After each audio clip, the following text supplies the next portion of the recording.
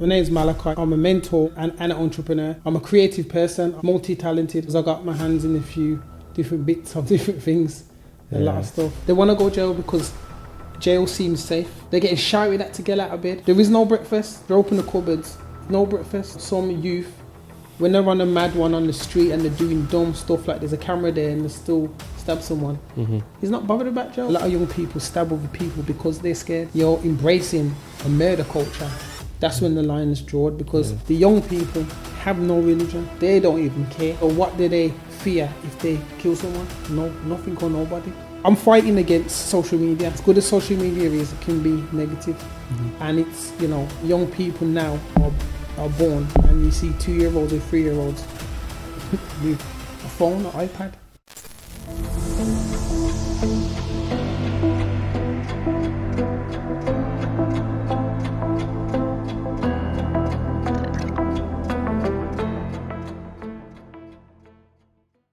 What is going on, guys? Welcome back to another episode of Visionation Success Stories podcast. Today I have a very special guest with me, Malachi. How are you, bro? I'm good, you know, bro. Nice to meet you, man. Yeah, thanks for having me. All good, man. How's your day been today? What have you been up to? Busy day, man. Busy day. Just a lot of young people that I've been mentoring. So we do that on the weekends and in the week as well. So I've been doing that today. Okay. That's exactly why I've got you on this podcast, because you know that's a lot of what we promote here, inspiring the youth and, you know, benefiting the community. So for the listeners, tell us in your own words a bit about who you are and what you do. Yeah, so my name is Malachi Nunes. I'm a mentor, but I'd say that I'm a creative mentor, because when an entrepreneur. So when I say creative, I mean not just the normal mentor that just talks and doesn't have no answers. I kind of I mix and blend like what's happening with the young people, you know, like musically, education as well. So I mentor in different ways. So that's me as what I do now. And I'd say that I'm a creative person. I'm multi-talented, because I got my hands in a few different bits of different things, a lot of stuff. Yeah, that's good, man. So that's what you do now. So tell us a bit about like how you got into it. So we'll throw it all the way back to your upbringing and what that was like, and how you kind of got into, like, you know, what your purpose was and what your goal was like growing up, and how you got into it basically. So growing up, everything relates to why I'm doing it. So you've got, you know, different types of areas with the youth, and a lot of the youth, you got the autism side, learning disabilities. So I grew up, my sister's disabled, had cerebral palsy. She died at 16. So I grew up in a situation where I was caring for her with my mom, my siblings. So it became the normality. So what people see, in a sense where, you know, they don't know how to act when someone's disabled or have a learning disability, that was my norm. So I became resilient to the effects of that. Because my sister couldn't walk, couldn't talk. So within that, I built a solid communication and a way to communicate. And it sounds a bit mad. Know how to communicate with someone who can't talk.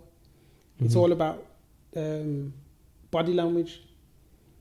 And so over the years, obviously, I've been able to master that. Know how to read body language really good. So that ties into why I'm really good with young people. So that was me growing up in that kind of area. ADHD, undiagnosed. I was just a kid, you know, that was just hyperactive and couldn't keep still. Being told, you know, stop doing this, stop doing that. My name was called a million times as a kid. Well, it was because, not because of the attention. Like a lot of people think that, you know, when kids are like that, it's attention. It's about me being, what can I say, misunderstood, and having extra energy and just my brain working differently. Yeah. So I'd say if I'm in a situation where, you know, a lot's going on in a room, I become over excited and then that's when my behaviors will start, because Yeah. I'm happy with everyone else, but I'm expressing it differently. Yeah. Like I'll jump on the table and jump off into the air because I'm happy.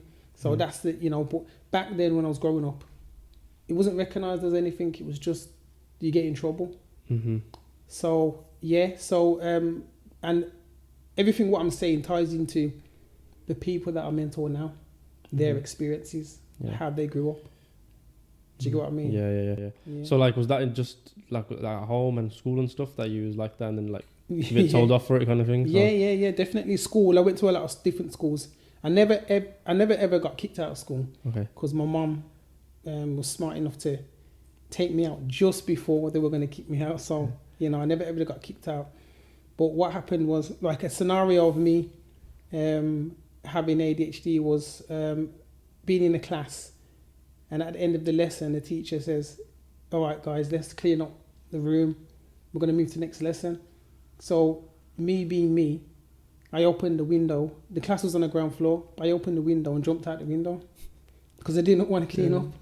But when I look back now, I'm thinking, why would I do that? But then if I understand, like, I just had that impulsive behavior to the teacher, that was just absolutely outrageous. What are you doing? Yeah. What is this? Why are you jumping out the window? Do you know what I mean? Yeah. I can't explain that, but I know that that's what little things when I look back was the little triggers of why I acted up, because I didn't know how to manage my emotions. Yeah, so it impacted my school massively. I was always doing my work though. I love doing work, but it was just the overwhelming feeling of trying to learn from a teacher that doesn't understand me, if that makes sense. Like, you understand it, but I don't understand it. So if they can't make me understand it or learn in the way where I understand, it's going to misbehave. Yeah, I'm not even going to be interested. Like, it's just, I don't care what it is. You can't teach me the way I understand. It means nothing to me. Yeah, because a lot of teachers, like, as you mentioned, that they might not understand, but especially when you got young kids, like young students, every student is completely different. Yeah, definitely. And you got to work ways of understanding them and being compassionate with them. But obviously we see a lot of stories and people with the experiences with the teachers, not that understanding. But then, how did you, like, mature from that, like, growing up? Like, what was it that you diagnosed with it eventually, or like? So the official process of being diagnosed, how it is now, it's not the same. Obviously now you can have assessments and stuff. It wasn't like that. So I learned how to manage it. So for instance, I grew up with a stammer. So I know I'm here talking to you as normal as possible. And a lot of people say a stammer, having a stutter, they call it. But it would take me ages to say one word. Yeah. And that was also an indicator of the having a learning disability, meaning my brain is moving faster than what's actually coming out my mouth, or my brain's moving faster than my body responding.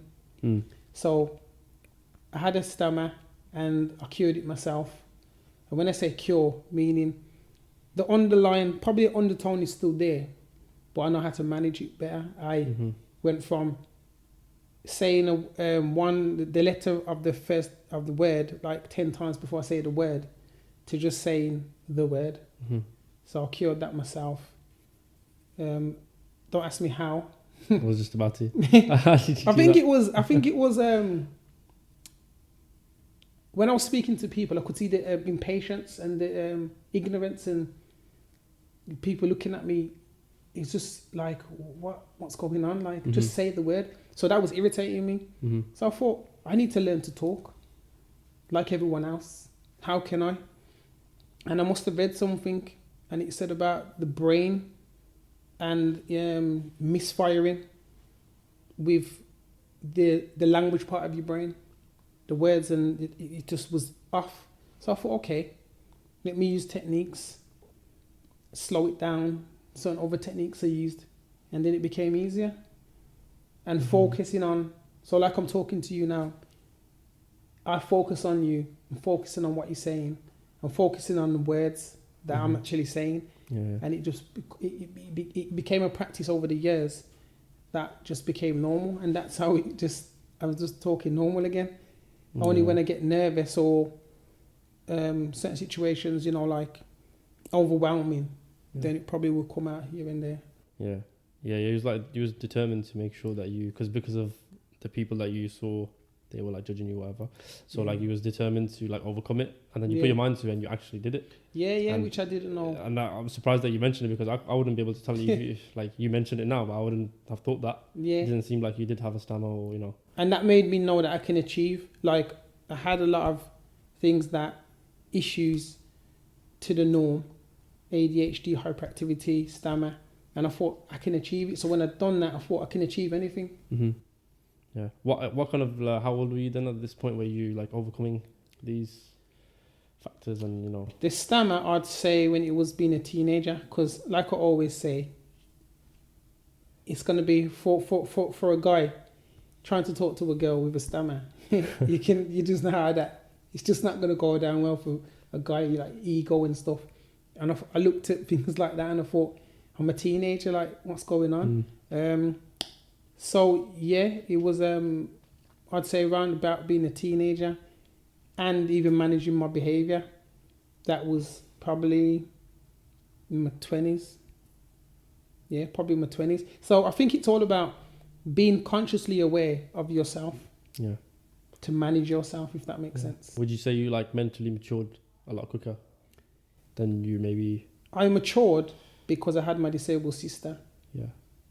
And that caring for someone is a lot of responsibility. So that brought a lot of caring responsibility. So I matured in mentally, like being protective of my sister, understanding people with disabilities. So I seen the world very differently. And then when I realized I was different in the world, then I started to think, okay, how can I manage in the world but being different? Mm-hmm. So yeah, I'd say different aspects in my life are matured. And it was not until, you know, being early 20s and I had my daughter, then it just took me to another level. Yeah. Okay. Yeah, so as you mentioned, like you just had disability, like you said that some people don't know how to cope with it, but obviously that must have been like that for you when you was a kid. Like you didn't know how to cope with it, but then you experienced it and then it helped you better in the future. So like, yeah, like did you struggle with it at the start when you was a kid, but then it's a bit different because you're a kid, you don't really know much anyway? So that's what I was going to say. Yeah. It was normal to me. Okay. So my sister was like 11 months older than me, so we were like twins. Mm-hmm. So it became normal, like helping my sister out, feeding her, changing her, doing all the stuff to care for my sister. It became normal, pushing her in the wheelchair for school in the morning, putting her on the bus. That became normal. That was just normal. And it was also exciting as well, because it was like, it was different. So what my mum did, she made sure that although there was those things, elements of difference in our life, make it exciting. Mm-hmm. Do you get what I mean? So she made it an exciting time. So I was excited to push my sister in the wheelchair on her school bus to go to school. No one else is doing that. Yeah. So I was like, yeah, this is cool. She's on the wheelchair. You know, the lift that goes up. We used to have a lift in our house. Nobody had a lift in their house. Straight from a bedroom to the living room. It was exciting. Like, press that button, go upstairs. So do you get what I mean about the element of making it normal? Yeah. So I definitely enjoyed the experience. So I would never say it caused any issues. It just made me more enlightened. Yeah, and that's like part of what you like became, kind of thing. Like that was your first maybe experience in caring for someone, taking care of someone, and helping someone, other than what you are feeling or what you're doing, and you don't really like. You're just doing it for the purpose of helping them, not any benefit to yourself. So like so you were saying, like when you became a teenager at 20 and then you matured a bit quick, and then where did you go from there? Like what kind of stuff did you get into, and what was you doing at that point? From then, I guess from about 16, you then start to have different friends, and you can't help who you grow up with. So you have friends who grow up in different ways and different struggles. Mm-hmm. So I would say that even though I was never in a gang, because I never it never made sense to be in a gang. But who you can't pick who you people you grow up with, they're your friends. Yeah. So when they're getting into trouble and doing stuff, they're getting into trouble, but they're still your friend, and they're still going to be your friends. Do you get what I mean? Yeah. I just stayed away from certain things, but then when you become independent, you're a teenager, you do get gassed, and this is why I work with young people who understand. They get gassed. You're on, I'd call it autopilot, because you're not fully in control of your emotions. Adolescence, like hormones, things like that. So you do say and you do things that you don't even actually know what the repercussions are. So I'd say that, getting involved in being around people that done crime and things like that. And I witnessed a lot of stuff that at the time it was like, okay, exciting because I'll get gassed about it. There was people that back in the day, it was like stealing cars or, carrying knives, guns, drugs. I never touched any of those things until I started to get into trouble because I was affiliated with a set of people who I see them as just family and friends. But when you're affiliated, then you get pulled into the drama, and that's what happened with me. I've been seen with certain people, then another time their enemies see me and they're like, don't you know such and such? And I'm like, yeah, because he's my friend. So are you with them? Do you want beef? So I have to then defend myself. Yeah, so I'll get pulled into things like that. And then that's what made me, around about 16 and stuff, every day I was carrying a knife. Yeah. Do you get what I mean? So, because I thought I need it for protection, because there's been a few times where I've had like a car full of mans just jump out on me, and I'm on my own, and I'm thinking, how am I going to survive this? I could always fight because I was a Thai boxer at the time, but when they got tools, it's like, how do you fight it? Yeah. Do you get what I mean? Plus, there's a lot of them as well. Yeah, it's like, how do you fight it? And I think it was okay, I've got my tool to defend myself. If push comes to shove, you're forcing me to use it. Do you get what I mean? Like self-defense kind of thing. So that's where it went. Kind of, I got pulled into that world, and I thought to myself, do you know what? This is what it is. It's the life you live. Yeah. You surround yourself with people. You become like them essentially. Yeah, of course. Definitely. So like, how is it for you then? So, what did you do to get out of that then? What was it? So how I got out of that, and that's why my experience is like credible when I talk to young people, is because I started to revert back to who I am, and I thought, do you know what? I don't need to do what you're doing. I'm me. So, and I don't want to go to jail. I don't want to hurt people. I don't want to do all of that. It's long, it's stupid. So then I became very, I was always outspoken. So if I'm in a group of people now and mans are like, okay, cool. I know they've got tools on them and they want to, I don't know, go to town, just to go to town to cause trouble, to rob someone or things like that. And I'm seeing all the risks. My mind was open enough to say, actually, what happens after that? So if we get caught, what happens after that? Yeah. Get arrested, what happens after that? Go to jail, what happens? Who does that affect? How does it affect me? What am I going to miss out on in life? My age? Like, I thought about a lot of stuff in that process. And I think that's why when I mentor young people, the reason why they do things, because you see that thought process, it's very like 2 seconds and then they just do it. For me, I taught myself, give yourself 15 seconds, 10 seconds. Trust me, you'll be amazed of your actions after that 15 seconds. Just think about what you're doing. And that's how I got out of it. I started to say, nah, I'm not doing that. It's stupid. So mans will be like, okay, you're not on it? Says, yeah, no, I'm not on it. Like, what's the big deal? And because I was the type of person, I was outspoken, I could defend myself. If I say to a man who's got a reputation, I'm not on it, I'm not going to do that, he couldn't say to me, I'm going to force you to do it. I say, look, we're going to scrap right now because I'm not doing that. That's not what I'm doing. That's stupid. Then they go and do what they're doing. And I'll go home, or I'll go and play on my computer, or I'll do something. And then I'll hear that they got in trouble, they got arrested. And I'm like, see, I told you. Yeah. It's the impulsive behavior, right? That's what you're trying to focus on, get them to think, and then the logic then comes into their brain, like, okay, like this is the repercussions they think about. This is going to happen to me. This is going to affect my family. Stuff like that. All those things there. Yeah. So that's what you're trying to like advocate to the youth, basically. Yeah.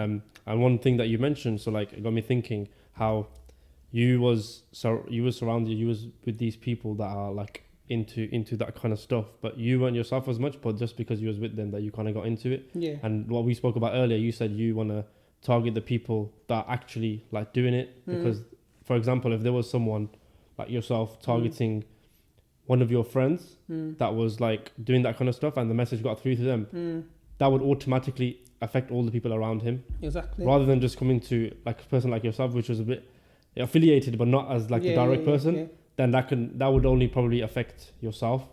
But then if you want to know what I'm trying to say, if it's like the main person, that can affect the whole, like the group of people or whatever it is. Yeah, of course. And I think it's from like, when you got a bully in school, there was bullies. I didn't like bullies.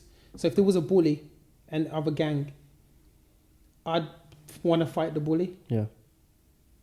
I'd want to fight the bully because once you fight the bully and the bully backs down or teach the bully a lesson, the rest of the gang will listen. So I always say, like I said today to one of the young people, you can't pick who your friends are, but if you can't tell your friend who you're with to not do this or to control your friend, then that's not a friend you should be really around. Do you get what I mean? Because at any moment, he can do something erratic behavior and bring you in on like a joint enterprise by doing something stupid. But if you got a friend where, he gets gassed, he goes to do something stupid, and you put your hand on his shoulder where you say, bro, what are you doing? And you give him that 5 seconds, 10 seconds of thought, and he listens, then you're helping each other, if that makes sense. You get what I mean? Yeah. You're helping each other out of a shit situation. Yeah. So you don't both get in trouble. So that's what I say to young people, because that's who I was. That's what I was, that person. Yeah. So then you said that you do these things where you take yourself out of the situation. Then where did it go from there? Like your relationship with your friends, then did it like kind of like break away? Or like... Yeah, it breaks away, and that's how you escape. I say it's not for everyone. Some people, unfortunately, they don't have the confidence to do that because they're fearful in case that friend who is indirectly bullying them to be their friend will do if you say no. And that's what happens with a lot of young people. They don't know how to say no. So I teach, and that me saying no is me having resilience and knowing myself. And that's why I say martial arts is always something that young people should look into as well, because it gives you that discipline, it gives you that resilience, it gives you that confidence to say, okay, if I say no and you try and force me, it's going to be a bit hard for you to beat me up. Do you get what I mean? And that person knows that, because you'll always have, like in gangs, sometimes you got this the smallest one, he's on a mad one, nose and mouth, and he's like bullying everyone, but he's small, and he always, even in school, you think, how come he's the bully? But it's because he's confident, and he's overruling people bigger than him. Do you get what I mean? I've seen it loads of times. The big guy's doing what the small guy's doing. You're like, he could just pick you up, but he doesn't because it's confidence. Do you get what I mean? So I kind of flipped that, and I used that. I've always been small, and I turned that around, and I became the person who's in control of me. Yeah. So you mentioned like the martial arts, and that's bring discipline. It's also the mental side of it as well, because the physical side, you can defend yourself, but then mentally you become disciplined. And you're learning like this like skill or whatever it is. You do disciplined, you do the same actions day in, day out, and that overall improves you, and that will improve your confidence, being disciplined. And I talk about a lot of entrepreneurs and, you know, everyone talks about discipline, but it's really important. Yeah. Even at the basic level where it's not about business or anything, it's just discipline itself. Yeah. And in that situation, forget the physical aspect of it. That Yeah. discipline will help you get out of that situation in itself, Yeah. but the confidence. Yeah, and that's what I also install in the young people is the discipline and having that. But discipline comes from knowing yourself. Mm-hmm. If you don't know yourself, then you're not going to be happy with yourself. And if you're not happy with yourself, you won't have the strength to show other people who you are. Mm-hmm. And then if you don't do that, you become everybody else and do things because you're that person, or you want to be like that person, or you want to follow that person. Yeah. But when you have that grounding, you're like, no, I don't need to do that, or no, I'm cool. Yeah. So how do you help the young people then finding who they are, like themselves? Like what the kind of thing you would say to them? I'll ask them a question, who are you, like who their name is and stuff, like give me an example of who you are. And a lot of them can't answer that because they don't actually know. So the way that I will help them is bring up things. I look for the positive things that they do in life.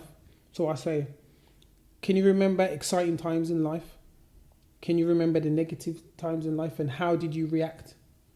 What was the emotions? So if someone says, I remember for my 16th birthday, I got a bike and I was gassed and I was doing wheelies up and down the place. I'd say, okay, so there's an element of you being a happy person. Do you get what I mean? Because not every kid's going to react like that. Some kids get a bike and they're not going to do wheelies. You're confident. Mm-hmm. And I'd say to them, like, you know, find out what makes you tick, happy. Find out what makes you angry. And then you'll find out what type of person you are because of your response. You can only find out who you are when you respond. Mm-hmm. So when people are quiet, you can't really suss. You can say that they're a quiet person, but who are they? You don't actually know until you respond. And that goes with relationships as well. Yeah. So you can only know the type of person I am if you say something that I have opinion on or is triggering. Then you can say, okay, cool, you're a bit aggressive. Do you get what I mean? Mm-hmm. So when I teach them to look into those things and then I ask them a question again, they'd say, I'm an active person. Mm-hmm. I'm a friendly person. I'm a happy person. Yeah. And those little elements is the start of, okay, who are you? What do you stand for? What's your purpose? Yeah. And that helps you then, from your end, you learn more about them, and that helps you kind of like cater it towards them and see what that kind of thing to focus on. Yeah. What kind of thing to go for. Yeah. But yeah, because I feel like that's definitely really important. Yeah. So yeah, just touching back on, then you mentioned, you know, you've taken yourself out of these situations now. So then, what was the next step for you? Then where did you go in life at that point? Then what did you want to do with yourself? Separate from all of that, being a teenager, and you know, I always was level-headed, and I thought I wanted to be something, but I was always a creative. So if I know that I was helping all these people, I thought, you know, how can I help others? I'm helping these people who are not thinking right and doing the wrong things. How can I help others who are? And because, you know, I was into music, so when garage music came out, I was doing a lot of MCing, writing lyrics. So I learned how to write and express my emotions. So that was the music scene. So I learned a lot from the music scene. Was producing, was making music as an artist. Then I think everything was like, I still need to be somebody to help somebody. So it transitioned from me writing lyrics to being on social media and writing, I'd say like affirmations and stuff. Instead of doing it on music, writing poetry, I'd put it on social media. So then again, it became inspiring. Mm-hmm. So that led on to me wanting to write books, which I've got a degree in publishing and I went to university to do that. And I got into university because I published a magazine called Ambitious Magazine, and that purpose was to find disadvantaged entrepreneurs and bring them to the surface. The entrepreneurs were in like the streets. You have people who were gang related, but they were clever, very clever. And because I was connected with that, I could see that they were clever. I'm like, you need to have a business because you're engineering things from making weapons from basic stuff. So you need to, you can transferable skills. So I wanted to help people who, encourage them to open businesses. So again, helping people. So a lot of things that I've done, but I can remember in the timeline, published a magazine. The magazine got me into university. Then I got my degree, then I opened a book publishing company called K&M Publishing. I published my own book, which was on the back end of me writing affirmations and positive affirmations for people, inspiring things for men and women. I published that called A Gentleman's Perspective. And then as I opened the business, I just opened a service where I can publish books for people who have dreams, but they want to transfer them into like a book format. Okay, so for themselves, is that? For themselves, so I started to do for other people and say, you have a story. What's your story? You can tell your story. You don't need to go to, looking at a book, you'd think, oh, look at these authors and stuff. How do I even do that? That's like a mile away. Like in my brain, it's just, I can't even do it. But I brought the publishing world to the community and says, yeah, you can. I can publish that book for you. And I published a few books for people and, told their story. Yeah, that's true, man. Like you give them that avenue to go and do that, because they might get discouraged from writing a book. They might get discouraged, but now they might know through you, like, oh yeah, this publication, okay, let me actually write the book. They might think, I'm going to write it, but then who's ever going to see it, or it's never going to get published, kind of thing. So yeah, that's really important. And obviously you mentioned you started with the music, and then you come through like the affirmations on social media, and then doing these kind of things, all like creative things. And that's every like experience in life is like benefited you, and everything. It's working towards the better. And the thing that you said as well about the disadvantaged entrepreneurs, like on the streets and stuff, they're quite clever, and being from like knowing like those kind of people from before, and then you can spot it, and it's quite important. And same thing with like, for example, you mentioned like someone making weapons, but like for example, if someone was a drug dealer, and you was like the head of the operations, in the same way, if you're managing, it's like a business, right? Yeah. And you're managing, it's like operation. Obviously, not to say it's right, but if you're someone that was like that and you manage operations, who's to say you can't go and run a business? Like, it's transferable skills you might get, because a lot of people that are kind of like in these kind of things, they might think, oh yeah, but like I can't get out of it and things like that. But then they think because they think when they come into a real world for actually making legit money, they might not think that, how am I going to do it? But then they have to think like, I've got these skills. Although it's not a good thing that I've been doing this, it's still something I can use as my knowledge and my experience for bettering myself. Yeah, of course. And that's what I teach to young people. When I do mentor and I do get the chance to have a conversation. I mean, mentoring is like, it's a word. I use the word. I don't really, just put the word out there, like, because a lot of people are mentors, but you can mentor somebody and not change their perspective.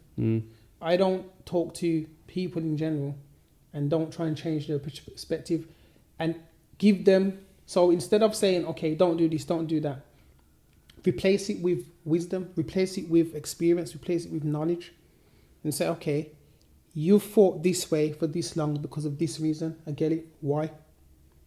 Then answer the question, but why? There's always a why to things until you get down to like 2 reasons. And okay, I'll say, okay, so what I think is the healthiest or the safest way to deal with that situation is this or this. Pick 2 of them. And it gives them more of a perspective on how to do it. Like he says, a drug dealer knows how to invest and flip money. A drug dealer would say, yeah, but I can't communicate like that with people in suits and things like that. It's like, okay, you have someone who can translate, a PA. You're the brains. You can have people who can translate what you're saying. Yeah. So when young people are, you know, doing drugs, and I can see a skill set. They're good at maths. They're going to be good at maths. So I can say behind the scenes, you know, you can learn to be a sick accountant because you're good at numbers, and you can work in a business behind the scenes where you don't need to talk to people and just do the books. Yeah. That's a legitimate job. Do you get what I mean? Yeah. With the transferable skills as well, it's more like, okay, that's the transferable skills that you have, but also like there's always knowledge is infinite. There's those loads of things that you can still learn. So you take those skills, but then you also add to it. Because I feel like people are quite fearful of sometimes going and out and being uncomfortable and learning those new things. Because, for example, like you said, a drug dealer might be like, oh yeah, but I don't want to talk to these people in suits. Like, I don't know how to. Yeah. But he could use his skills of the operations and the business stuff, take that, but also improve on his speech, improve on his dialect, like, you know, that social skills. Yeah, exactly. Improve on that, and then, you know, go and meet people and stuff like that. Because, you know, that's just saying like suits, but a lot of businesses, not everyone just wearing suits. Yeah, exactly. It's a lot of people that have got these experiences as well, but you wouldn't know it. Some people that have got these experiences wouldn't know it because they've changed their lives around, and they've completely changed the way they are, and they've more who they really are. But you wouldn't know that unless they told you, kind of thing. So it's always there, but people are fearful. And I think it's the fear of the unknown. I think we all have an element. We've all experienced that, the fear of the unknown. But when you're coming from a world where, you know, there's a lot of illegal things going on, and a lot of things that are not politically correct or the right way of society, how society would say to live, you don't know another world. You just know the world that you are in. And then that fear of unknown is like, I'm comfortable here. But as they say, nothing grows when you're comfortable. If you're comfortable in a situation, nothing grows there. Yeah. You have to be a little bit uncomfortable. And then it changes you, it rocks your boat. And you think, okay, cool, I'm a bit rocked. You get an enlightenment and then you change. Do you get what I mean? Like being put in a job, you get comfortable in your job, you end up there for 20 years. But if you was in a job and there was challenges, it makes you feel uncomfortable, and you think, okay, these are challenges, how can I overcome them? And then by default, you improve yourself. Yeah. And you become a manager, and you take on more responsibility, get uncomfortable, and grow and grow and grow. Yeah, and you can always grow. And that's the thing, like, it's kind of like instilled as like when you're growing up that new like difficulties and stuff and challenges is like a bad thing. Like naturally it's a bad thing, but really you should take it with a positive perspective in terms of this is a new challenge that I'm going to do. Take it with positive, and then you're going to learn something from that because it's going to improve your experience as you're younger. Like just growing up, I just feel like there's a general sense of like being comfortable is like, yeah, that's like the right thing to do, and not going out fear of the unknown. I feel like it's instilled in people growing up. I don't know where it comes from. It's not specifically said, but I just feel like that it's that way until you start thinking differently, and then you change that, because naturally it's like human nature as well to feel comfortable. Then you have like, you know, you just want to go into your shell a little bit, but then when you do the new experiences and, you know, learn new things, and, you know, it can be a difficulty, but also you take it on with a positive light, then you'll grow and you'll learn, you'll become a better person for yourself. And there's a clip actually that I've used in the podcast before for my actual launch of Kobe Bryant, and he says like his team and stuff when he was talking like a few years ago with his team. I think it was like his with his movie film industry kind of thing that he was doing, and he says when we take on a project, we want people if they want people to take on the projects that they're not comfortable with, is as in like they want to take on a project and be like, I don't know how to do that. Like you want to be doing those ones that you don't know how to do, because that's going to make you bring out your initiative. It's going to bring out your initiative and then drive you towards something. And then when you accomplish it, it's like a feeling of accomplishment. Like I did that and I navigated my way through and I figured it out. Unless doing something that's repetitive, it's the same thing over and over. You know what to expect, and it's not going to give you that accomplishment. So that's really important as well. I think that goes with young people who have autism, ADHD and stuff. they have low confidence and they don't believe in themselves. And obviously, firsthand, I've had times where, you know, your confidence gets knocked and you question yourself. So then you think to yourself, okay, how can I overcome that? But you also need a teacher, a role model, someone to say those things to you. And like he says, having a challenge and someone guiding you through that challenge. Because you see, when you got challenges, teachers guide you through. They don't teach you how to kick, grab your leg into. No, they tell you a technique. You listen, you do it. The more you do it, the more you get better at it. And that's with young people, because they don't have the patience. I tap into the young people a certain way. Yeah. And then I go back to those teachings of, okay, you don't want to do this because you're scared. You don't want to do this because it's challenging. But I'll tell you a technique, whether it's an excitable technique, a technique that relates to what they're doing, I'll tell you. So that's why I use music and multimedia, or even anything that a young person is into. I use what they're into to teach them the things that they need to know, or what they were struggling with. So it's it's and that's why obviously when it comes to young people, I'm good at what I'm doing, because it's not just straightforward. Mentoring is not just straightforward. It's not about a talking thing. It's about actually applying those things and seeing results, really. Yeah. So how did you get into the mentoring side of it then? When did you know like, yeah, I want to be a mentor? I started to work at Brinsford Prison, and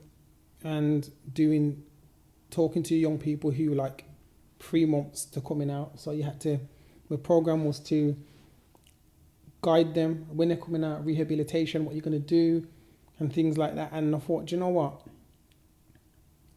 Even though I've always had the knack to talk to people and grown people in relationships, writing my book and, you know, reasoning, I thought young people are important, and I thought, yeah, they need the guidance. And then, because at first I didn't realize how much skills I had, because even having, you know, the way I grew up, I was acquiring a load of skills.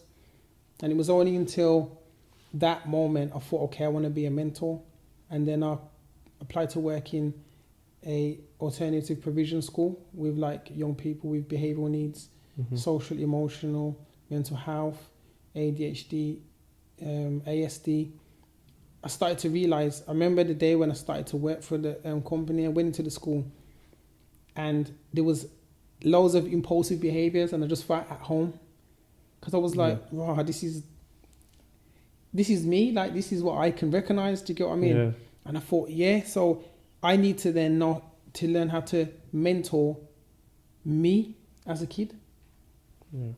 I wanted to mentor young people, but I didn't factor in what the area. But then when I seen how I related with the kids with ADHD, I thought, hold on, I need to mentor the kids that I can relate to, because that's my experience, and it covered 3 areas: ADHD, the gang youth violence, and the traumas.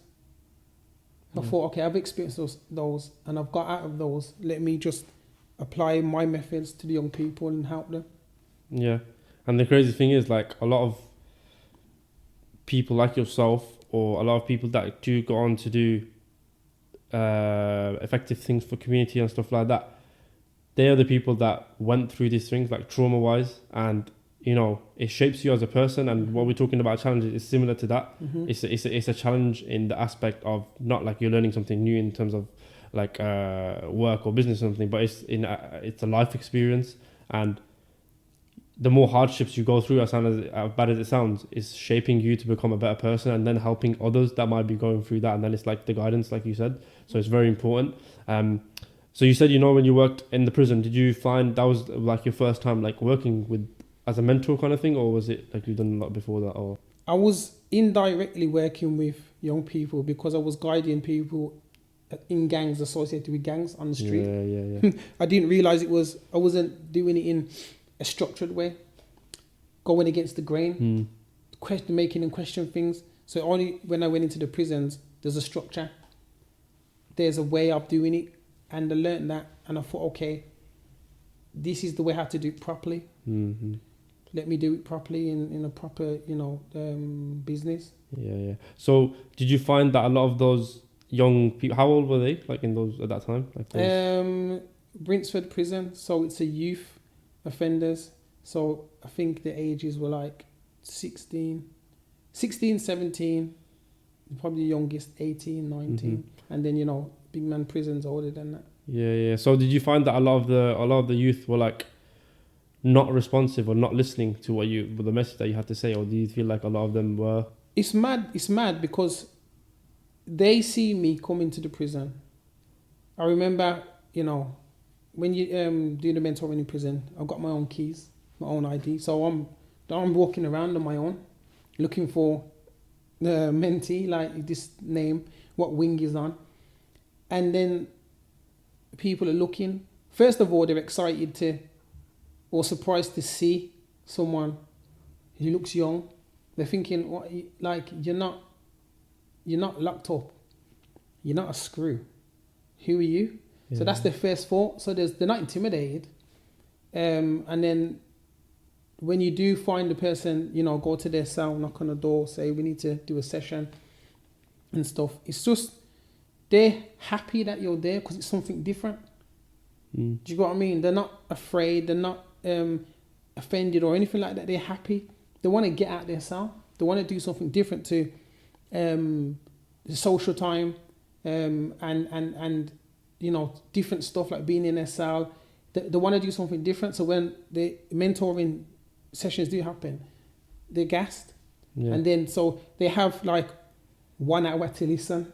Mm-hmm. So if you got 24 hours in a day, and depending on how long you're locked up in your cell for and you got social time, if you got 1 hour to talk to somebody on the outside that can communicate what's going on the outside and stuff like that, you're going to utilize that 1 hour. So every person that I mentored in the prison utilized it. They was like... Every person? Every person. Okay. There wasn't any case where like when someone didn't really want to... No, there was some serious youth there that used to ask who's that mentor? Can I get a mentor? Oh, no way. Do you get what I mean? They'd ask because I'd walk past some of the cells or the wings and we were looking, and I put my thumb up and nod my head, and they were like, yeah, you're cool. Like they were just, it's a mad environment. So you don't go into prisons, and it's a stereotype to say you go in prisons and you're going to be afraid of all these criminals. No, you actually see this normal people. Yeah. And they respond normal. It's only when you interfere, like anyone, you interfere with someone's money or their family or what they're doing, their job, then they're going to react. Yeah. Do you get what I mean? But I'm not. I'm here to help them. Yeah, and also the thing where they've done whatever they did, and then now they're in the prison for however long. It's kind of like taught them a lesson, and they're thinking. So then when you come, then it's like they already been through the stage where they've done something stupid, and then they've kind of like starting to rehabilitate as it is. Like they're thinking like, I should have done this. They've got time to think about it, like what they did, the actions. So would you say when you do mentorship for people that have not gone to prison and they like in that surrounding area, a lot of them may be unresponsive, or is it the same there as well? Like they all listen kind of thing? It's like this, and the plus that I have, some mentors will have the experience and saying the people that they mentor are unresponsive. I have not got one person, a young person, that's been unresponsive to anything, and never, because my approach. Even like from the start, maybe they were unresponsive for a little bit, and then they kind of turned towards like understanding kind of thing. Well, in terms of being unresponsive, everyone is going to be a bit apprehensive of who you are, but it's like when I'm wearing Hoodrich. I wear Hoodrich because obviously the meaning of it, from nothing to something, and a lot of the young people like Hoodrich. Yeah. So immediately I don't even need to speak. Yeah. I've got Hoodrich on, you got Hoodrich on. It's like as being older as well. You got Gucci, I got Gucci. You've already assumed, okay, you got a bit of money, I got a bit of money. there's a relationship there, and without even saying anything. How you say anything? Yeah. So that's why it's all about. Remember, I said I learned about body language and perception and how you approach things. Yeah. And that's just an example of. But then after that, okay, cool. Anybody can wear Hoodrich. Mm-hmm. But then it's what comes out your mouth. Yeah. So if you're wearing Hoodrich, you're a mentor, and you're like, so how's your day? Mandem are going to be like, how's your day? What do you mean, how's my day? You're not Mandem, because Mandem don't sit there saying, so how's your day? Yeah. It's about, trust me, they can suss you straight away. Yeah. If you're talking to them, you'll be like, so what's happening? Like, what you saying? Yeah. Immediately they just know, like, okay, cool, you Mandem. Yeah. Not Yeah. how's your day? Do you know what I mean? It's You like can just tell straight away. it's like a switch where, depending on the person you're speaking to, you have the kind of persona per se. Yeah, like you're gonna. What's the word? Familiarity. Being familiar with people who you can relate with. Mm-hmm. Do you get what I mean? So young people are not stupid. Yeah. Do you get what I mean? They can suss a person very quickly, and that's what I'm saying, because I keep it real. Yeah. And if they then, some of the young people are connected to elders on the street still, and you know, I'll be like, well, I know my man, I know him. Yeah. Like from back in the day when you wasn't even born. Mm. I know where them lot came from. I know their moms. I know, you know, so that certifies me. And I say, if you can call them, Yeah. say to them, oh, do you know this person? I'd be like, oh yeah, and that person would certify me and say, yeah, I know my man. He's cool. Like, he's not an idiot. He's not fake. Yeah. Because you've been through those things, and you know, so. You're just being yourself. You're just being real. Like You're not trying to pretend to be someone that you're not. Nah. Exactly, and because of your experiences, so it's beneficial in that way. You can connect with them on that level. And then what's good is when they ask that person, you know, a lot of the the serious man would say, yeah, he's real, because there's been scenarios where everyone's gone left to do a mad thing, and I've gone right. Mm. They know that I stood up to going against the grain, I stood up to it. Yeah. And a lot of them even I see, they're like, yeah, I remember you still, you kept it real. Mm. Do you get what I mean? You done the right thing when man didn't know what the right thing was. You done your thing, and they respect that. Yeah. So that's why I'm credible to say I can sit here and say, and I can tell the youth the right way, because I've done it. Yeah. You've been there, done that, and then it's like, it's a blueprint for them to see, like, okay, he's already gone and done that kind of thing. Of course. But yeah, so the reason that I spoke on about the unresponsive kind of thing is because obviously a lot of people, if they're understanding, they might listen, but there might be people, you haven't come across them maybe, but like they just don't want to better themselves. They might be like that. Then how would you, in that circumstance, so for example, let's say you've gone and spoke to someone like me, and I've just, no matter what you're trying to connect with me and all the stuff that you said, some people might just ignore that and think like, who is this guy? I don't want to speak to him at all. I'm happy in my ways or whatever I'm doing. Like, I think this is the right way, because people might be deluded into thinking like, you know, this is the right way for me to carry a knife and do these kind of things. How would you approach that differently then? Would you like trying to, you know, what would you do? So what I do is, before I approach anyone, I'll gauge who I'm approaching. If they're approaching me, that means they want to talk. Yeah. So they're not going to be unresponsive. But if I'm approaching them, and for instance, like some youth, you can't get through to them because they just, it's a sad thing to digest, but some youngers want to go jail. They want to go jail because jail seems safe. Mm. You get meals on time. you get woken up on time. You get to speak with your friends whenever you like. Social time is, it's a structured thing. When they're at home, everything's all over the place. They're getting shouted at to get out of bed. There is no breakfast. They open the cupboards, no breakfast. Mom or dad or the caregivers, they're coming from trauma, so their breakfast is probably being spent on alcohol. There's a lot of things that is unsafe about home. So some youth, when they're on a mad one on the street and they're doing dumb stuff, like there's a camera there and they still stab someone, he's not bothered about jail, because jail, what he's heard, is like a comfort. Yeah. There's structure. He's going to get food. So you imagine that you growing up in a house where you don't get to have breakfast because it's eaten by your siblings, or there's poverty in the house and you don't get no cereal, you get small cereal. But then in jail, you know that you're going to get cereal every day, food every day, every day, same time, different food. Do you get what I mean? Yeah. So it's an institutionalized place. So before, it's mad because I thought about this, young people get institutionalized about prison before they actually go because of what they hear and what they see. Do you get what I mean? Yeah. So I'm saying that to say this, some young people who I'll speak to them, when we're talking about unresponsive, there's certain areas where they're not listening, but I can still have that conversation no matter what. And if they say, you know, I've had a situation where a young person is like, who are you? That's being unresponsive. Like, now I'm not chatting to you still because you might be feds over. And the way I respond is going to be the deal breaker. So when I respond to them and saying, are you mad? Feds. That's it. That's all the response that they need to hear. Yeah. Do you get what I mean? Because if you are a police or professional and you're trying to get into the youth's mind and stuff, you're going to respond.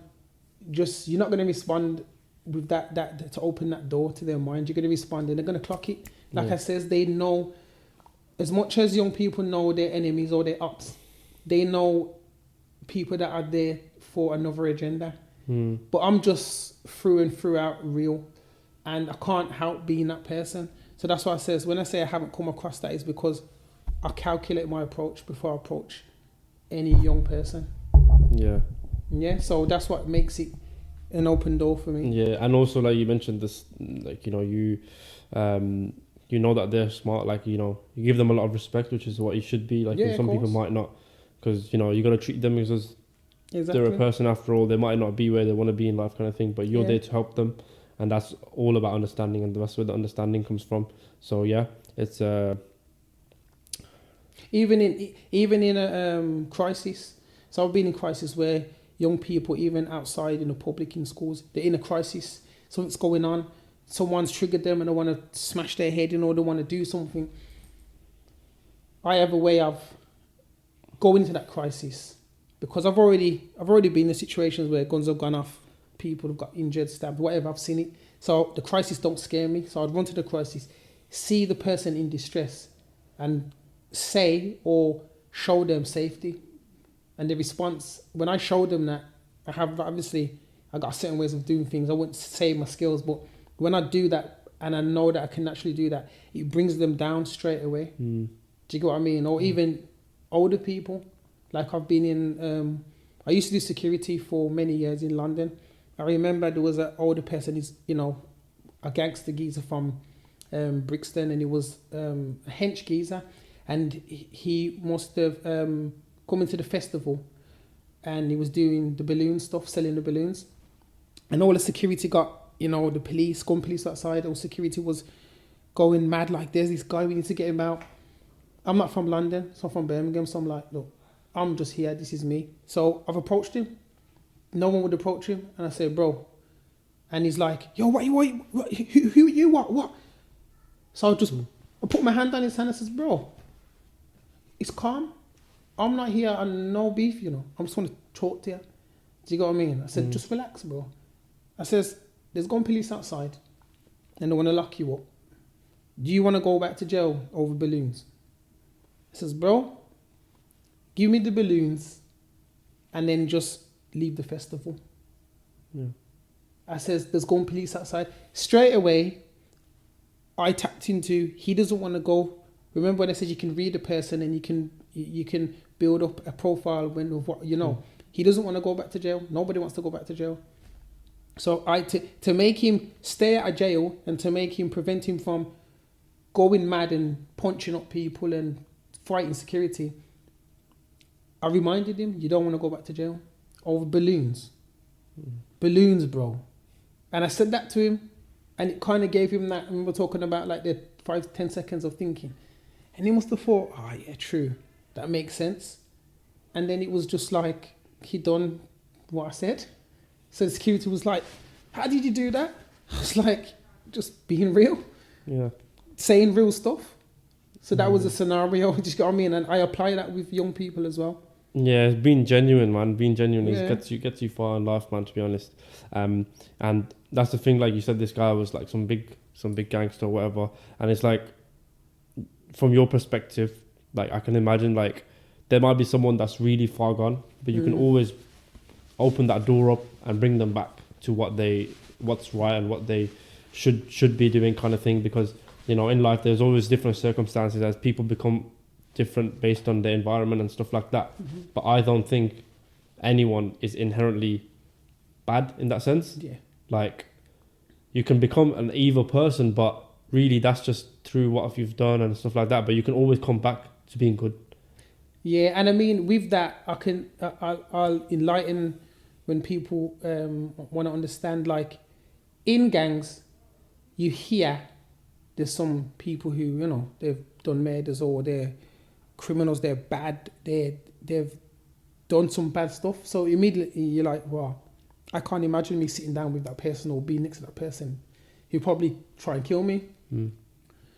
But then they also are normal, because there's always a set of people in their life, especially their kids' mums or their sisters or something like that, will say, well, he's not like that here.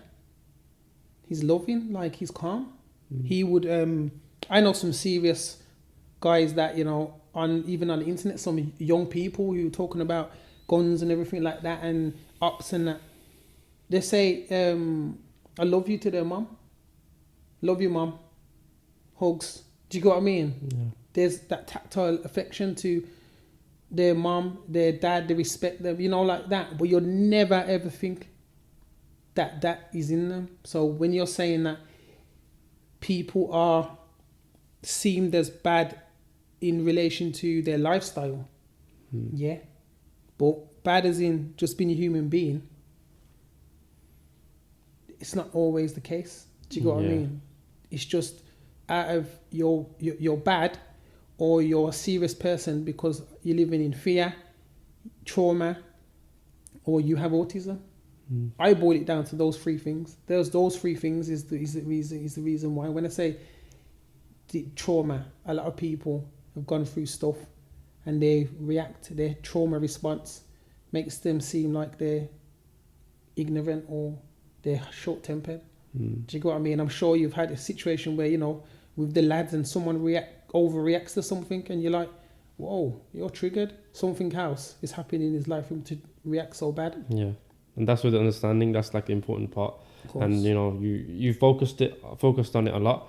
And you know, the thing where that you think that you said that the guy might say I love you to his mom and stuff like that. That's like, we're all human beings, like you said. We're all different, but also in that sense we're all the same.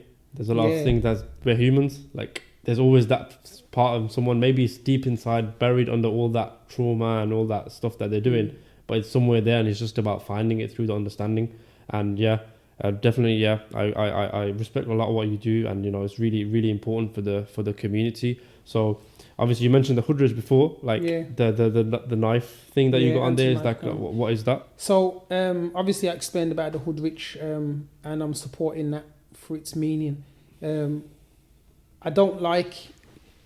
Nobody likes to see death, and I don't like to see young people die young. And back in the day, it was like an American thing. You know, they used to say you'll be lucky to leave the hood over 20 under 21 because you'll get shot or something like that, or stabbed. It's here, and that's what's happening now. As young as, you know, 8, 9, 10, 11, 12 are carrying knives, and you know, people are dying. So I'm doing an anti-knife campaign in, you know, to support the victims and to support the young people who are carrying knives. And when I say support them, meaning they need guidance. A lot of young people carry out of fear. A lot of young people don't even know why they're carrying it.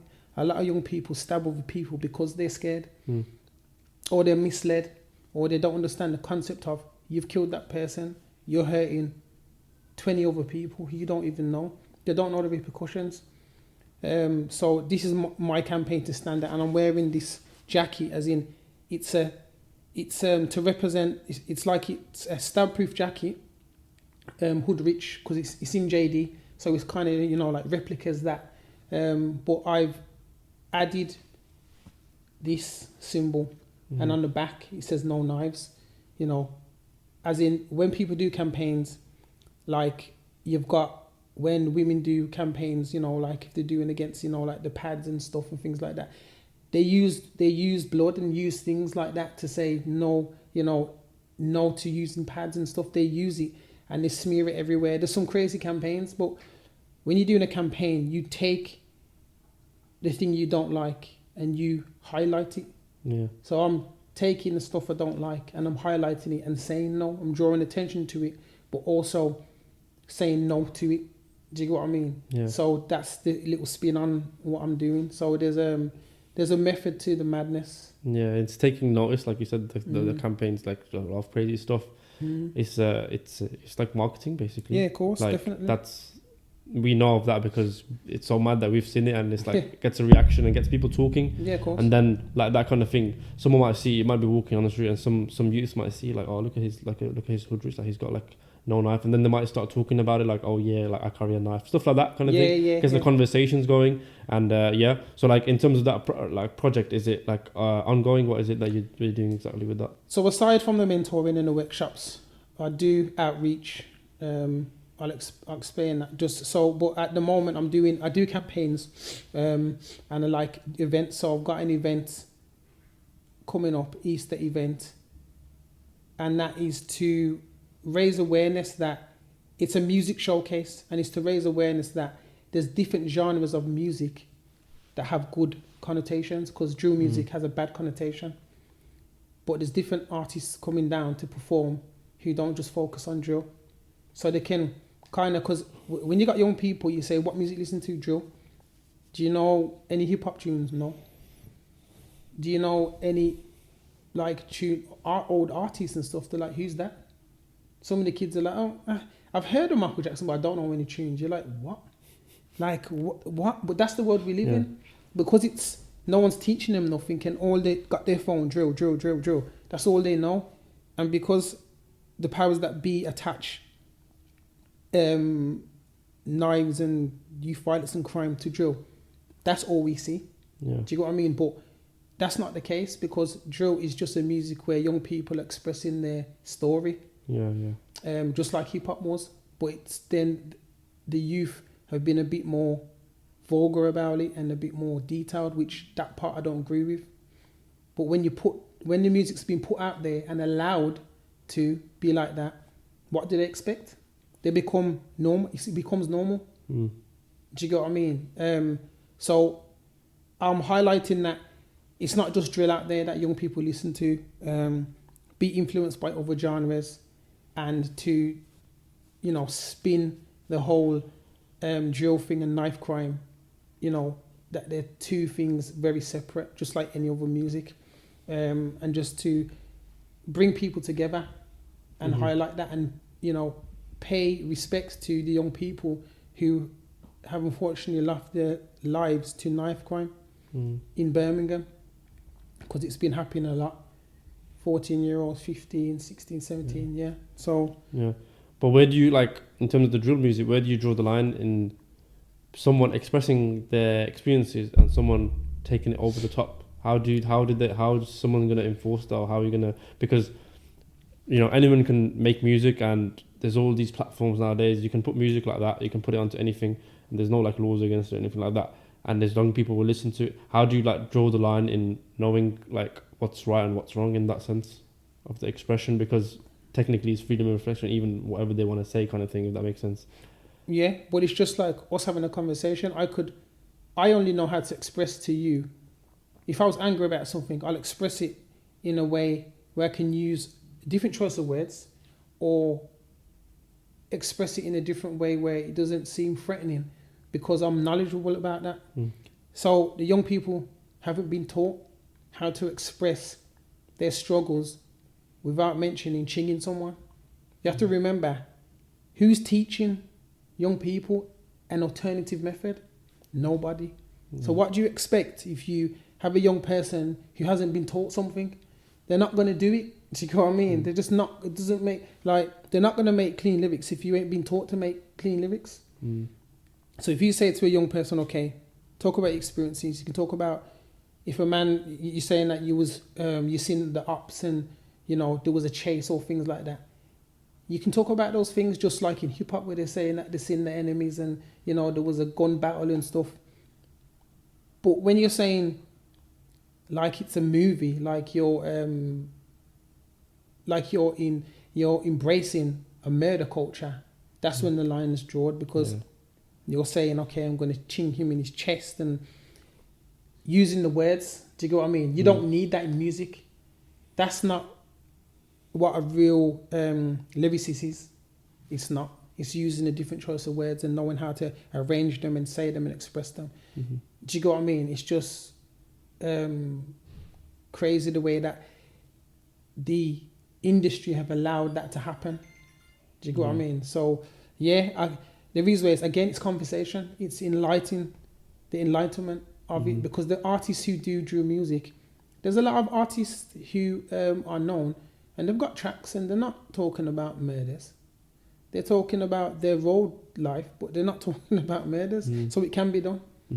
Yeah, definitely. I agree. Like, you know, drill music or any kind of creative thing, because it's a creative thing. Like, it's not that we should stop it, but it's a way of expressing themselves. But there should be an alternative method. Like you said, it's very, very, very important. And the thing that we touched on, like, you know, this kind of like message, like the campaigns and stuff that you're doing to eradicate this. And we spoke about it before. Like I said, there's a lot of stuff that goes on about anti-knife crime, but it only seems that the knife crime just keeps on increasing. So there's a level where there's the campaigning and stuff, but it's also the laws and stuff like that. Getting into those kind of things is quite important. Like we discussed, like if you go to a different country, like for example, we said Dubai, like there's none of this happens. None of it happens because people are fearful of the law, because of how the law is. The crime is ultra low there. It's really safe for a woman to be out at night, like 11, 10, just walking around because she knows nothing's going to happen to her. Yeah. But here, you would never do that. So there's that kind of thing, like both ends of it. So how do we try and create that change coming in from the society side of it and the law side of it? So it's a case of, I know that I can't change it on my own. I know that with all the mentors or the organizations on the front line, like myself, we're working together, and it will make a difference because you can target different individuals, different groups of people, different areas. Against the thing of it is, the only way society is going to change its perspective is if you work from the ground up, meaning the young people. Yeah. If you leave the young people to have their own way of thinking, which is separate from the way how the older generations lived, totally different world, you're going to have a world where they're going to be a law unto their own. So that's why I say the only reason why the generation, like my generation, has some morals and stuff, because there was things like religion was involved, and religion does ground people. The young people have no religion. They don't even care. So what do they fear if they kill someone? No, nothing or nobody. So, and I'm not saying everybody to be religious, but there's an element of, you know, some foundation, some grounding, some discipline as well. So I'd say that society, I'm fighting against social media. As good as social media is, it can be negative. And it's, you know, young people now are born and you see 2-year-olds or 3-year-olds with a phone or iPad. Do you get what I mean? Yeah. And then it's becomes social media. Then it becomes kids taking selfies at young ages and stuff. So that's the world that they live in, and it's got a negative effect. And that's where society the system is installing that in them. So that's what I'm fighting against. But with that, so I'm using what they have that's creating a negative effect, but I'm also spinning it around and making it positive. That's why I'm so open on social media. Mm-hmm. So it's not only just, I don't want social media to grow the youth. Humans need to grow the youth, like role models, the elders, the knowledge, the wisdom. That's who need to grow the youth, and then you'll see a change. So in the sense of knife crime going up, I guess that's what I'm saying. It's a collaborative thing. So the more things that you put in place to go against the grain, it will eventually start to decrease. Mm-hmm. And that's why people like myself reaching out to the powers that be, whether it's your local MPs, government, doing my own campaigns, making a difference. They have the power to change certain things, like you said, with laws and, carrying knives. Who sells the knives? Why are Rambo knives even made? Mm. Why are these knives with big, sharp points? Like, why are they even made? What, to gut animals when you kill them and put them on a mantelpiece? Do you get what I mean? Mm. They're made for people who do hunting, and then the youth are buying it. Why are they even allowed to be sold? Mm. Someone makes them. How about that's the job what the government can look into?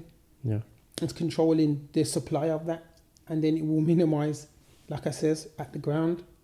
Yeah, do you get what I mean? Yeah. So yeah. That's the point I was making. Like, it's from both ends. Of course, you start with the youth, but then it's the law side as well. And you bring them together, then it closes the gap in between it. Because if you're not, there's nothing late changing the laws. It's gonna take, maybe it will one day come to that point, but it's going to take a long time just focusing on the youth. But then if you have the laws and the stuff, combine it together, and then it closes the gap, and then it's like completely, not completely, but like it eradicates a lot of it. Yeah, of course. So it can make a difference. But yeah, you said like the social media, it's quite a negative thing, but obviously you use the positive aspects of it. Yeah. But I think that we can change social media into something that is positive, like completely, because definitely. It's there. Anyone can see it, and it's open. Like, someone who's a nobody, quote unquote, like that doesn't have like a following and stuff, you can have, if you've got a powerful message or you've got something that you want to put across that's positive, you can have an impact on someone halfway across the world, and through like video and pictures and that. Because even this conversation we're having, I came across you through like a Instagram page, Birmingham Instagram, where you spoke about what was it? I think something about the Newtown, yeah, the shopping centre where you couldn't be around there at certain times when back in the day, but now you can just go there. Yeah. So with that video, it's good that you brought that up. So there used to be a McDonald's there, and there's the 51 bus that runs from town going straight up to like Sutton and stuff. And you could go past and you'll see mans waiting outside McDonald's, just chilling, doing whatever. Back in the day, there was no social media, so they were outside, everyone was outside.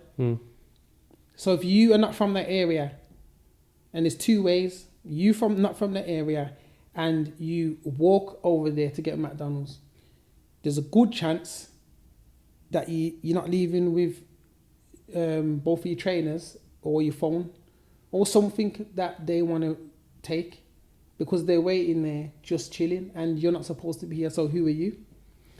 And like I said, there was no social media, so there was hot spots. So that's why I never went there. I was like, why am I going there for? What, to get robbed? Like, it doesn't make no sense. I'd go past it and you'd always see mans there. And I'd go past it, and even sometimes you go past on the bus and they'll be waiting at the McDonald's, and then the bus is coming because they want to go up to like Perry Bar, and you'll see them running over for the bus, and you're on that bus. Like, it's like thinking, oh, why didn't I, like, what are the odds? And it all just jump on the bus, and you're thinking, oh God, here we go. Then mans will come upstairs, sit down.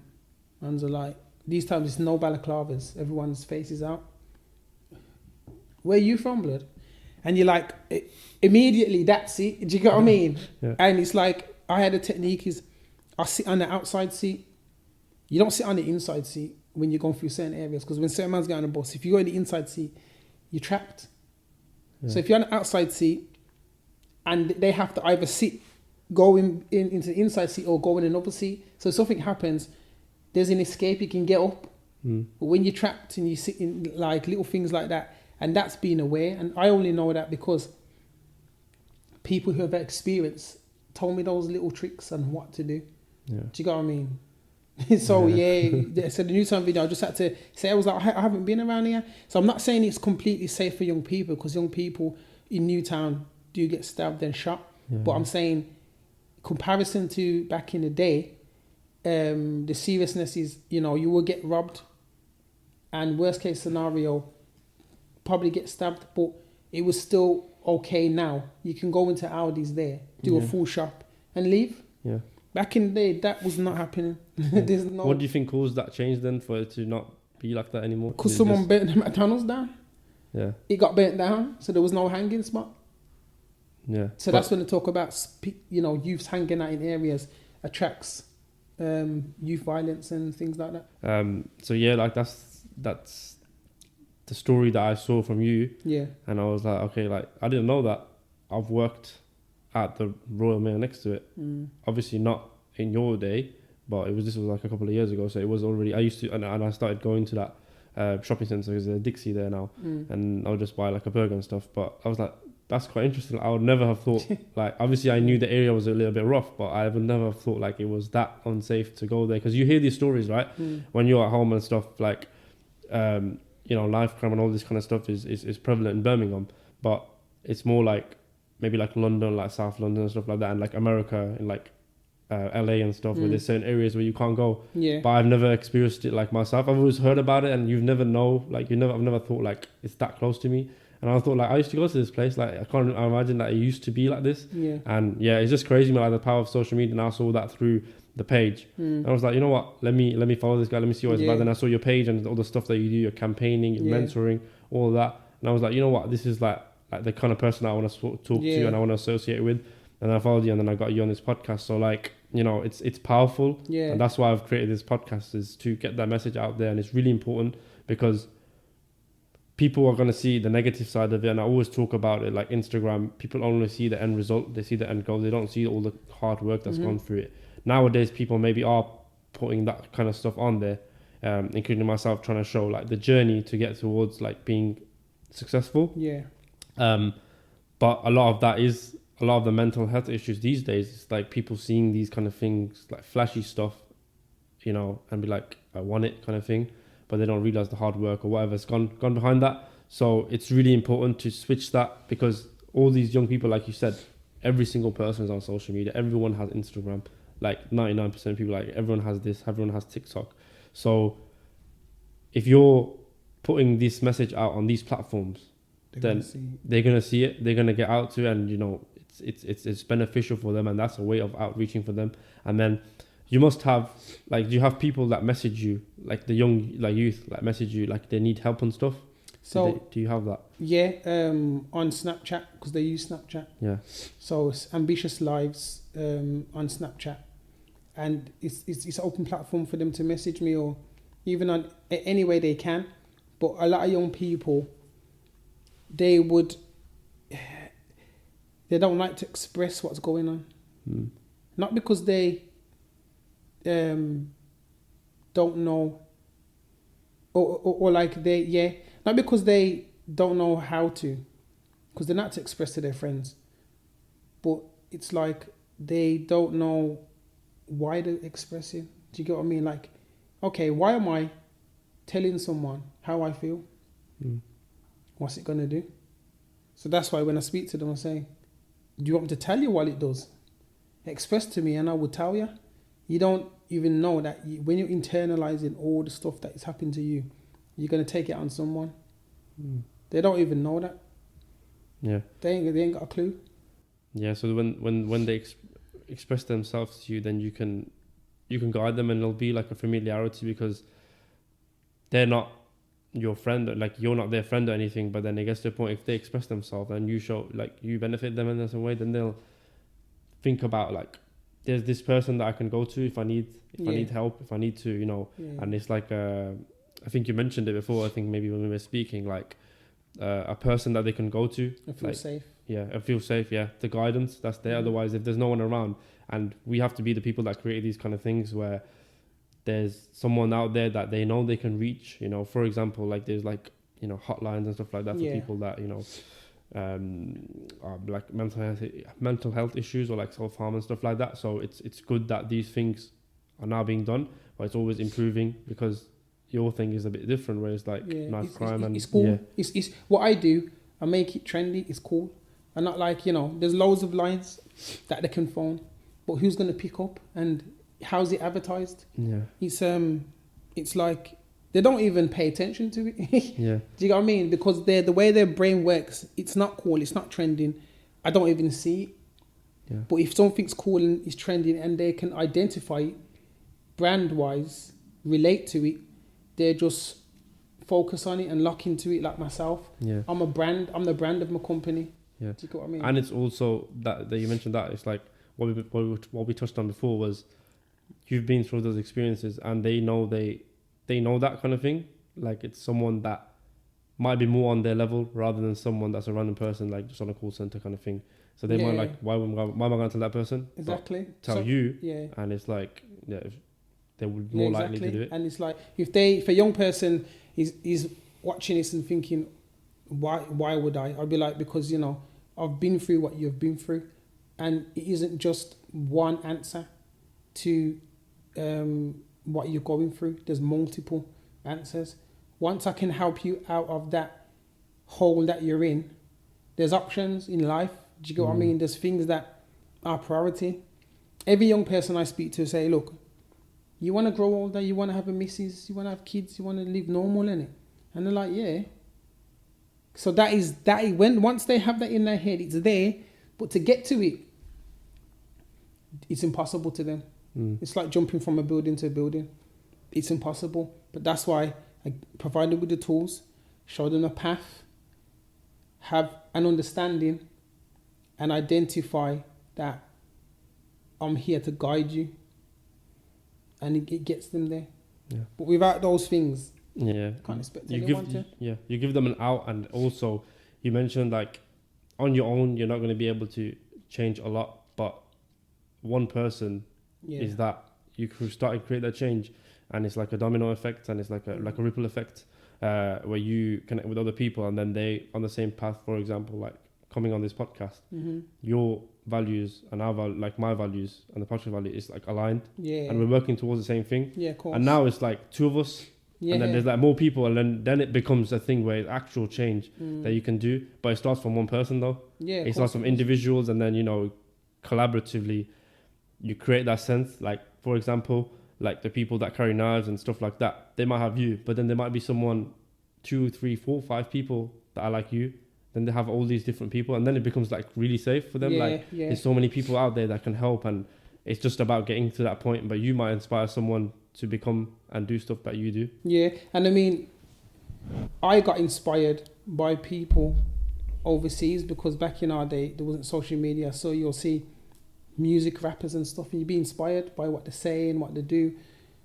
Now I think the young people need to be inspired by people who live down the road, people who live in the same city. Do you get what I mean? So it's more close to home. Yeah, it doesn't feel as foreign as. It's just down the road. It's people who actually know what's happening in town. Like when you go to town, do you actually know what happens in town? Do you actually know what other youth are in town? Do you actually know what's going on? You have to be there in real time. And that's why I do the outreach, and I go to areas. And I'll go to the areas and I'll speak to the youth. Just go to the youth and say, group of youth and say, what's going on, lads? What go on? Like, how come you're like out? Like, ain't you cold? Just have a normal conversation. Yeah. Like, and then start talk to them. And then it becomes a reasoning, a debate. So one of the youth might say something, and I'll be like, actually, I can tell you why actually. Or, well, a police are driving past them and like, so I use like walking around with tools and stuff, and and then I can have a conversation. And then I can mentor them on the street. Do you know what I mean? And it does take a lot to do that, but I've come from being in situations where I'm fearing for my life. Do you get what I mean? And being around serious man and tools and seeing these things, it doesn't faze me like that. Do you get what I mean? But as a professional, I will risk assess everything that I do. So it's not like I'm just being an avenger, but I'll risk assess it so I know also it's safe. Yeah, like it's really important how you said like they need to get inspired by people like down the road. But that also ties in with the social media as well, because social media you have access to everyone, like anyone from 1,000 miles away or 1 mile away, and the more you see like people near you and you see what they're doing and you get inspired by them, it's like this person's done this, and like, you know what I mean. And I know like a lot of the youth will like think like, oh, this guy's from Birmingham and he's doing well, like that will get them gassed in that sense, like, oh yeah, from Birmingham, like that's my area and like that's my town, and you know, stuff like that. And it gets them, that will get them going and motivated. And I feel like that's definitely important with connecting with where you come from and where you are, where you've been, basically, where you've grown up, you know, where you're associated with, because you know that can bring another level and help the people that are there. Yeah, and it's about obviously also knowing that world. I'm an academic, so you know I've learnt myself. I got a degree. I went to uni. I've studied. I've learnt the world outside of the world of poverty. Do you know what I mean? So I can go in board meetings and sit with in a corporate world and have conversations, intellectual conversations, and reason with them. And that's also what I do. So I'm also teaching them. That's why I see Hood Rich as something that I support, because from nothing to something means, you know, I can sit there and become something. Do you know what I'm saying? So I'm saying that to say, I always think that not everybody is at risk. There's some people who are just living their normal life and they can be impacted by, you know, someone who's never experienced that poverty or that gang life can still watch this podcast and say, do you know what? He is an academic. He's done the same thing what I've done, meaning studying, and now he wants to speak and give back. Because it's not just giving back to a community that doesn't have anything. You can give back to a wealthy person, can give back to a wealthy person. It's about exchanging knowledge. Yeah. Do you know what I mean? Exchanging knowledge and understanding, and how to be in this world. How to be in this world, because there's no one way how to be in life. Yeah. Everyone's just on autopilot. Do you know what I mean? So you can inspire anyone at any point. Yeah, and it's a better understanding to how to like navigate through it. Yeah. And it's like in that sense where you mentioned that you can go into these corporate meetings with people and stuff. It's like bridging the gap. Like the people that are maybe, you know, wealthy or like successful and need more corporate, and the people that are like the street level. It's like bridging the gap, because you know both worlds kind of thing. Yeah. And it's like really far away. They won't be able to connect with each other. But then the more people that are, they're coming more to this and they're more understanding of that. It's like bridging the gap. Yeah, and it's the same with the knife crime. So it's like bridging the gap, and it's bringing everyone as a collective. At the end of the day, we're all human beings. Yeah, of course. And I think what the speciality with me is, I get this question asked when I speak to people in organizations and stuff. How do you engage with the youth? And I say to them, like, I am a part of both worlds. So I can say to a high risk young person, come and meet somebody that would never even think of meeting, like, because, you know, like social workers or professionals, or even police is a bit tricky, but even like MPs and stuff. Yeah, I can bring those two people together and have a conversation. Yeah. And that's what they want. They can't even get to these youth. So that's what makes me that bridge. Yeah. Do you get what I mean? And that's why when I know my value. Yeah. And I support the young people. I advocate for the young people, but I also translate their struggle to the people who are not in that world. And I support the policies as well, and I support the laws as well. Do you get what I mean? So I bridge that gap and I give understanding on both sides. Very hard thing to do, but that's the whole point of me saying I'm a professional, because I know what I'm doing. Yeah, and that's inspiring more of the people to the lives that you're changing, for them to become more of a person like you, and they're getting inspired, and then they're going into these things, and then being able to talk to these people that they might not be able to reach in the normal conventional way. But yeah, definitely, you know, it's amazing what you're doing in terms of outreach, and you know, hope you keep it up, and you know, the campaigns and everything goes well, and then you know, you're speaking to the MPs and stuff like that. It's very good with the communication and everything. I think one of the important things that I find, because over the time things change, develop, like an area where I'm campaigning as well is exploitation. You know, criminal exploitation, sexual exploitation, and I don't agree with that. I put out a few posts, and one of the posts that went a bit mad with opinions is, what's the difference between, well, there's not much of a difference between the way a older person uses a younger person to sell drugs and a paedophile. Now, the reason why I say that is because even though it's a different thing they're doing, drugs and sexual, you're still mentally trying to manipulate a young person to do what they either don't want to do or what you want them to do. Yeah. So that's why I don't rate giving a 10-year-old a bag to go on the train to go and deliver drugs. I don't rate that at all. Like, let the 10-year-old become a young man and make decisions. They're vulnerable. Yeah. Do you know what I mean? They're coming out of primary school, easy targets. So I think it's not good that they do that. And so that's why when it comes to that, I support all young people who feel like they're being exploited. And I will, you know, have a conversation and say to any person that exploits young people that come and chat to me. We need to reason, because what you're doing is wrong, and I need you to see a different perspective on what you're doing is wrong. Yeah. Do it yourself. Yeah. Do you get what I mean? Yeah. They need to understand, like, you know, the kid's still developing, and you know, it's not fair on them. Like, you need to understand why are you sending them to go and do that? Like, what's the reason? Yeah. You know, and then you can probably get a better understanding of why, you know, kind of things, because they will have their like circumstances and whatnot that's making them do that, and it's again the understanding, but then also making them know that it's wrong, and they shouldn't do that. And I think that's how powerful mentoring is, because people who are on a life sentence, they have counsellors, and I'm qualified in counselling as well. So they have counsellors in jail who talk to people who are convicted and get them to change the way they think.